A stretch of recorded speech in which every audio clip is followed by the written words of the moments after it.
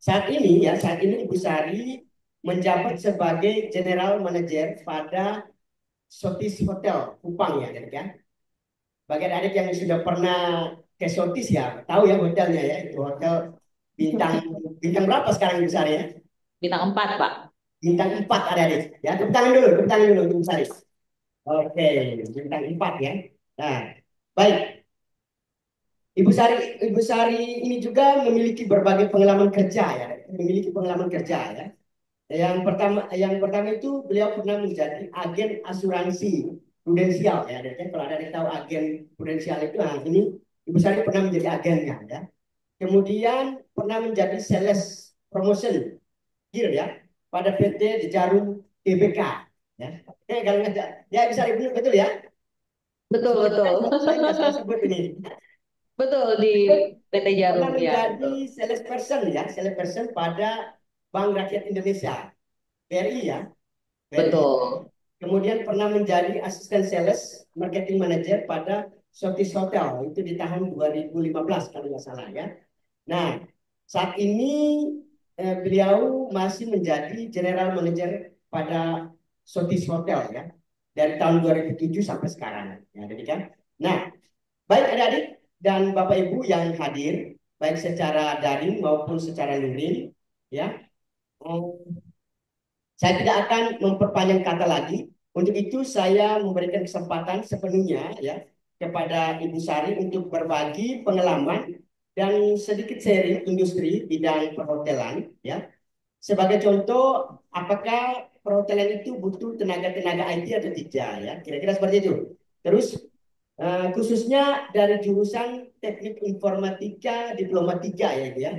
Nah, untuk itu eh, waktu dan kesempatan sepenuhnya saya berikan kepada Ibu Sari untuk berbagi pengalaman. Silakan Ibu, kesempatan saya berikan. Baik, selamat siang Pak Rian, dan juga Pak John Malelak masih ada, dan juga Ya, teman-teman semuanya. Saya sapa ada. semua teman-teman ya. Salam sehat semua, salam sehat untuk kita semua. Ya, salam sehat. Bu.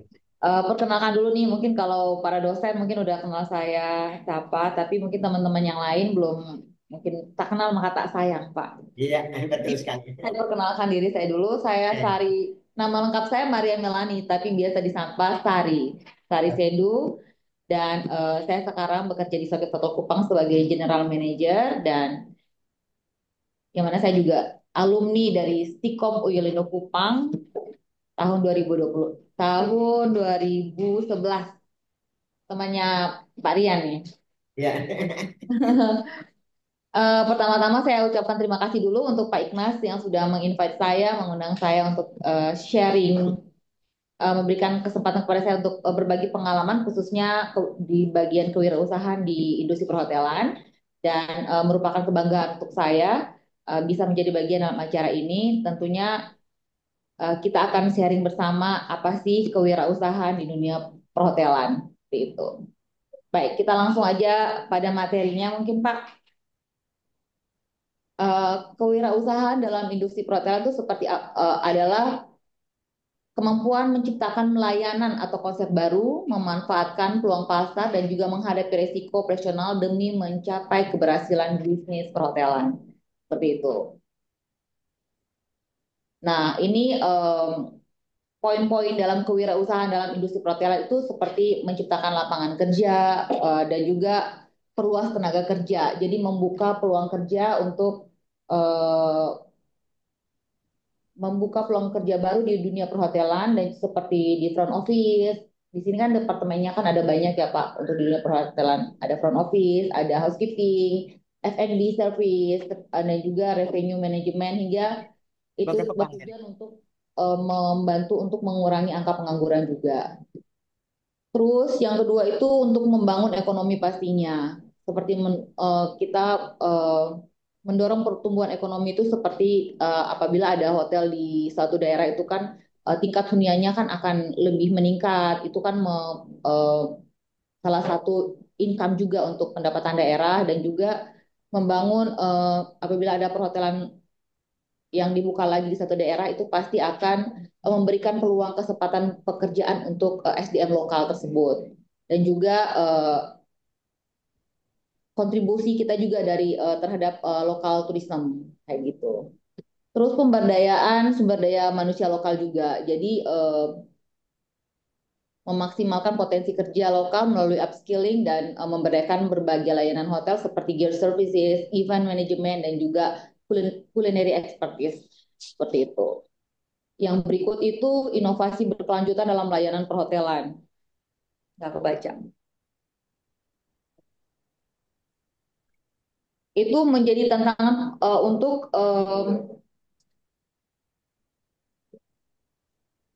untuk menjawab tantangan pasar dengan menciptakan layanan unik dan inovatif dan berkelanjutan seperti penerapan smart hospitality technology dan juga eco-friendly hotels atau personalized guest experience.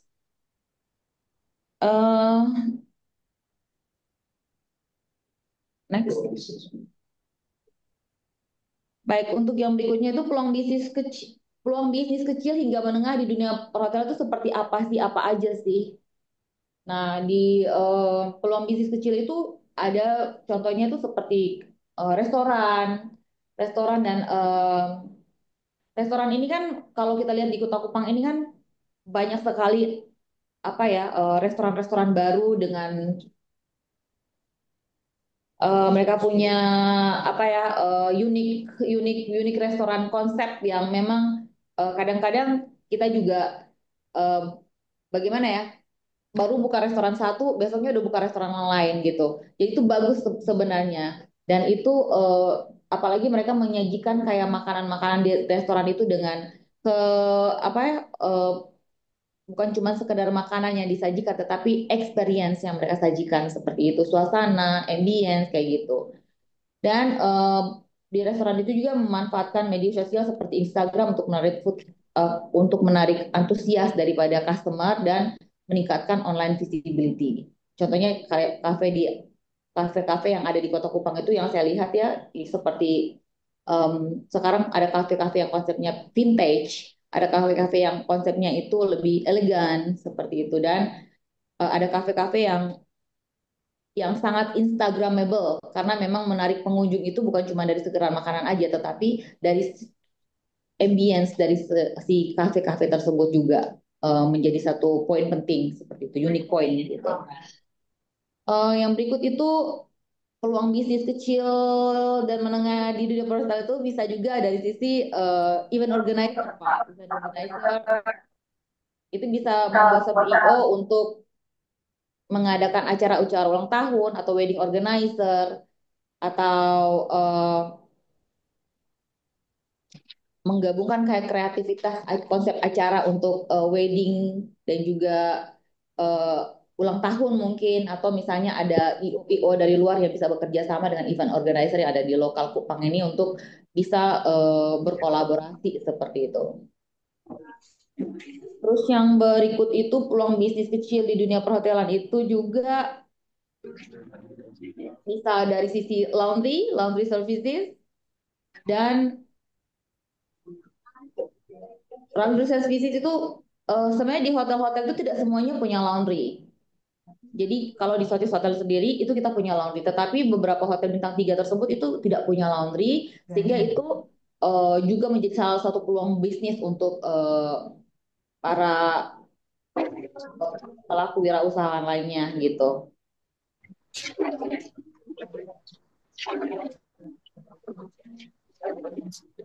Dan juga peluang bisnis di dunia industri perhotelan itu juga bisa support untuk lokal eh, UMKM lokal. Contoh yang biasa jualan kain tenun atau misalnya makanan-makanan tradisional seperti itu. Karena setiap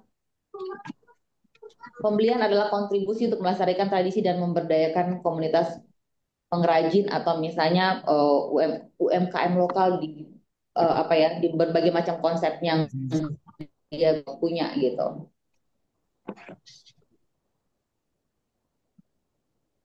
Oke, yang berikut itu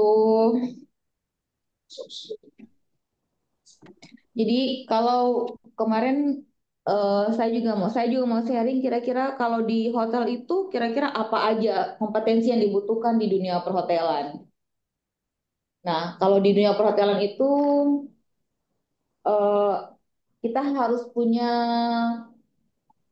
dua harus punya soft skill dan juga kita harus mempelajari hard skill. Nah, eh,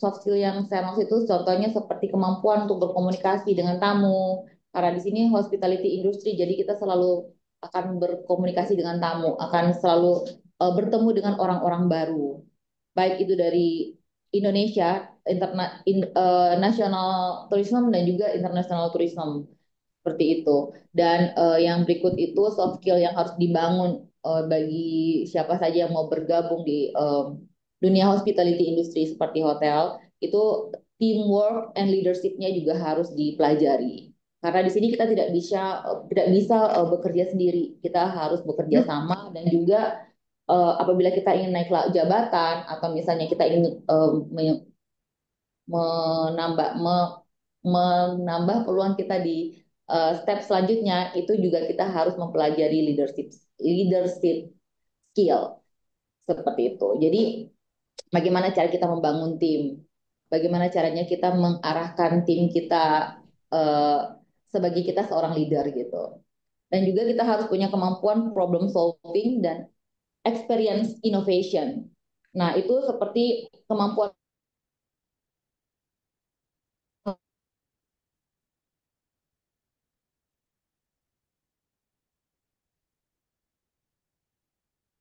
kalau di sisi perhotelannya, Pak.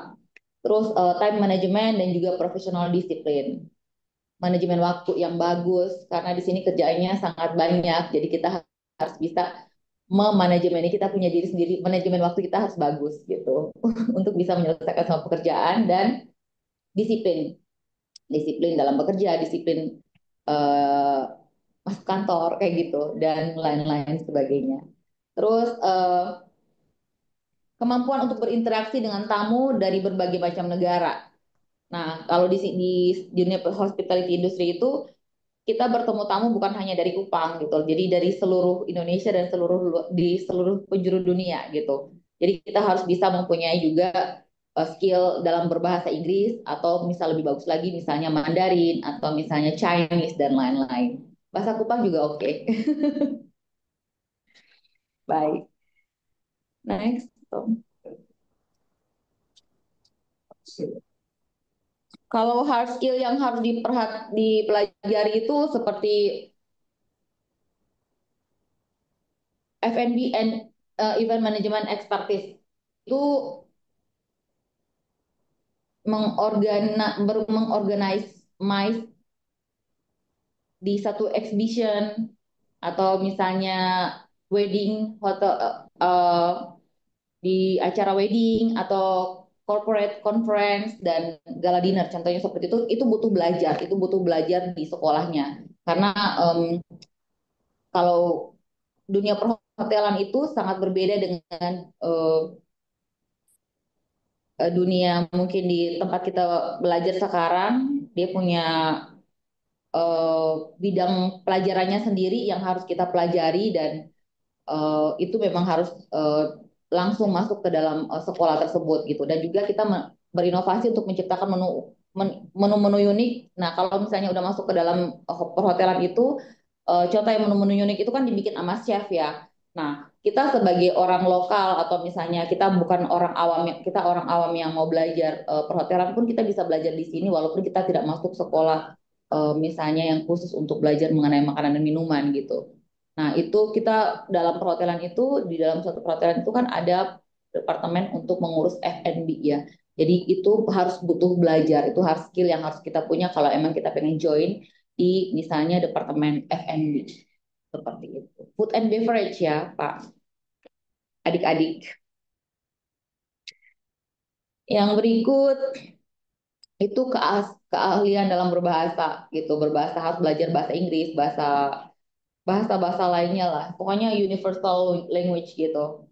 Supaya karena di sini juga yang tadi saya bahas kita tidak hanya menerima tamu-tamu lokal tetapi kita juga menerima tamu-tamu dari berbagai mancanegara. dan juga keahlian dalam teknologi perhotelan. Nah, ini kayaknya nyambung nih sama Sikom nih, karena harus menguasai sistem teknologi perhotelan, teknologi perhotelan seperti property management system, untuk operasional hotel lah ya. Terus Power Pro, PHP, Opera, contohnya seperti itu. Point of sale atau uh, dan juga Quinos. Mungkin teman-teman sudah pada menguasai bidang kalau di bagian teknologi, karena Sikom kan biasa belajar mengenai teknologi ya. Jadi pasti sudah bisa untuk itu. Terus familiar dengan itu yang harus familiar dengan cara penjualan melalui online. Nah, kalau di hotel sendiri itu biasanya kita menjual kamar itu bukan hanya offline, tetapi online juga. Jadi kita harus tahu dengan sistem reservasi online seperti online travel, apa sih, Booking.com, Agoda, Traveloka, Airbnb dan lain-lain. Dan kemampuan juga hard skill yang harus dipelajari yaitu kemampuan menggunakan channel manager untuk sinkronisasi dan inventaris kamar dan pemahaman tentang sistem pembayaran digital. Kayak gitu. Itu hard skill yang harus kita pelajari. Yang bisa saya sharing ya Pak dari dunia perhotelan. Terus dunia digital. Nah, sekarang sekarang ini sudah sangat apa ya, kita kita semua orang tuh udah digitalisasi banget. Jadi memang harus kita menggunakan, kita harus belajar lebih di dunia digital marketing di dalam satu in hospitality gitu. Jadi meningkatkan hotel branding melalui sosial media, meningkatkan hotel branding menggunakan Instagram, TikTok, YouTube, serta memanfaatkan ulasan di Google itu untuk membangun trust kita punya satu bidang industri kepada customer, dan membuat konten yang kreatif kayak gitu, menggunakan tools seperti Canva, desain visual, Hotsuite dan manajemen media sosial, Google Analytics dan analisa dari performa pemasaran digital. Pasti teman-teman Stikom udah pada tahu nih dari sisi digital marketing. Dan hard skill lainnya itu seperti guest service management. Guest service management itu memberikan service yang excellent kepada customer dari saat dia check in hingga saat dia check out. Itu harus dipelajari. Terus mempelajari juga melatih kepekaan terhadap kebutuhan tamu, termasuk memberikan personalized service. Personalized service itu banyak, seperti memberikan kejutan-kejutan kecil untuk tamu di saat dia check in atau seperti apa gitu. Dan untuk memberikan guest satisfaction. Guest satisfaction itu maksudnya pengalaman tamu yang tak terlupakan, pengalaman menginap, pengalaman menginap untuk tamu. Karena kita sebagai di bisnis perhotelan itu bukan cuma hanya jualan kamar, jualan makanan minuman, tetapi kita menjual experience tuh, dan memberikan experience service melampaui guest expectation. Nah, itu di semua perhotelan juga pasti tahu tuh. Jadi kita memberikan pengalaman tamu, pengalaman untuk tamu yang memang mereka mereka eh, yang tak terlupakan. Mungkin bahasanya seperti itu, pengalaman tamu yang tak terlupakan. Oke, ini saya sharing sedikit tentang Hotel Sotis Kupang, profilnya. Nah, ini Sotis Hotel Kupang itu berdiri tanggal 6 Desember 2015. Ini saya udah share screen. Owner projectnya itu PT Dwi Mukti Intiboga. Nah, kita tuh punya produk 38 kamar tipe deluxe. Kalau tipe deluxe itu kamar yang paling standar, dan dia menghadap ke kota. Terus kita punya 44 kamar tipe premier. Tipe premier itu dia menghadap ke laut. Tipe kamar yang menghadap ke laut dan punya balkon. Dan 3 kamar junior suite, ada duanya yang sea view, ada satunya yang city view. Ada 2 kamar eksekutif suite, itu dan juga sampai 1 kamar penthouse. Ini untuk tipe-tipe kamar yang ada di Sotis. Nah, kalau filosofi Sotisnya sendiri ini kan, oh, ini saya harus sharing sih, karena selama ini beberapa tamu juga kalau sebut sotis kadang-kadang salah sebut, bukan sotis tapi sosis gitu. Mereka nggak ngerti sotis itu apa. Sotis itu kan kain tenun khas NTT ya. Jadi filosofinya itu ibarat kata dia punya filosofi itu ibarat menenun kain, tenun, itu kan butuh keuletan, ke apa disiplin dan juga taste gitu untuk menjadikan satu kain tenun yang ini tuh butuh butuh keuletan, kedisiplinan, kerja keras gitu. Nah, itu ibarat kata seperti manusia SDM yang ada di satu-satu Kupang ini yang kita edukasi dengan sabar, eh, apa eh, ulet gitu untuk menjadi orang-orang yang eh, bisa bekerja di dunia hospitality. Ya contohnya saya, kalau saya dulu kan bukan orang hospitality, saya gelarnya sarjana eh, Eskom gitu. Saya lulusan dari Stikom Yulinde Kupang gitu, tetapi saya bisa join di Sotis Sotul Kupang karena memang dilatih, dikasih pelajaran sehingga bisa menjadi saya yang sekarang seperti itu. Itu filosofinya. Terus tentang visi misi dari Sotis Sotul Kupang pun itu untuk menciptakan lapangan kerja bagi masyarakat lokal NTT dan memberikan edukasi dan pelatihan agar masyarakat lokal dapat bersaing dalam dunia perhotelan nasional dan bahkan internasional. Itu visinya. Dan misinya yaitu mengembangkan sistem kerja perusahaan guna mewujudkan kualitas sumber daya manusia yang handal, potensial, dan produktif. Yang berikut adalah memberikan pelayanan terbaik di bidang usaha perhotelan, restoran, dan juga hiburan guna meyakinkan investor agar menjadi mitra kerja dan secara bersama-sama menjadikan Sotis sebagai brand lokal dengan kelas internasional. Dan yang berikut adalah melaksanakan dan mengoptimalkan mutu pelayanan agar tingkat hunian Sotis Kupang menjadi brand ambassador dan ikon yang diperhitungkan oleh seluruh kalangan mitra usaha dan para pendukung. Seperti itu. Nah, di Sotis Soto Kupang sendiri itu kita punya fasilitas 6 meeting room, kita punya satu outlet cake and pastry namanya Maleo. Kita juga ada beer and barrel kitchen and lounge yang